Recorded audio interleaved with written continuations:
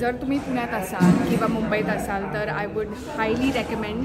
मी आज स्वतःहून आले आणि I regretting I should have brought my friends किंवा माय फॅमिली अलॉंग, पण मी त्यांना नेक्स्ट शोला नक्की पाठवते.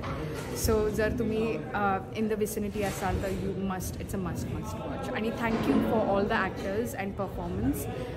It's a beautiful story and this is something one should miss. Thank you.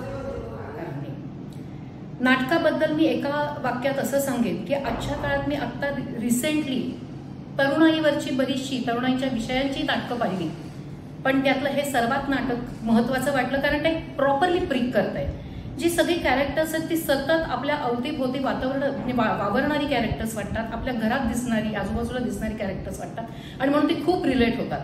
जरूर सगळ्यांनी हे नाटक पहा. हाय, मी शिवानी मने. मी आत्ताच ज्याची त्याची लव्ह स्टोरी हे नाटक बघून आत्ता बाहेर आले आणि अप्रतिम रोलर कोस्टर फिलिंग्स होत्या. अगदी लहान मुलांपासून ते आजी आजोबांपर्यंत बघण्यासारखे हे नाटक आहे. ह्या नाटकामध्ये दिग्दर्शन, नेपथ्य इतकं उत्तम केलं आहे की माझे डोळे हलत नव्हते स्टेजवरून आणि प्रत्येक कॅरेक्टरवरती फोकस होता.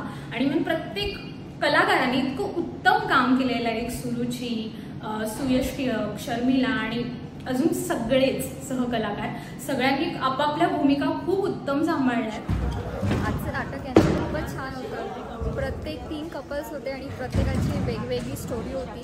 सो खूप छान झालं नाटक. नक्की अवश्य म्हणजे बघा. हे नवीन नाटक आहे त्यामुळे लोकांपर्यंत अजून जास्त पोचलेलं नाही आहे, पण मी नक्कीच बाकीच्या सगळ्यांना वगैरे नक्कीच बघायला नक्की सांग. मला हे खूप नाटक खूप म्हणजे खूप आवडलं. सगळ्यांना आवर्जून बघण्यासारखं एकदम मजा आणि कसं आवडले. कलाकारांचं खूप सगळ्यांचं खूप काम चांगलं आहे. तुम्ही सगळीजण अवश्य बघा.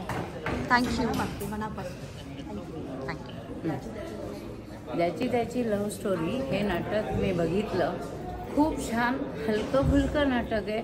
मुख्य म्हणजे सगळ्या घरातल्या फॅमिलीच्या लोकांबरोबर बघण्यासारखं नाटक आहे. वल्गॅरिटी नाही. खूप छान हलकं फुलकं आहे. मला असं वाटतं 100व्या प्रयोगाला पुन्हा एकदा मी येईन.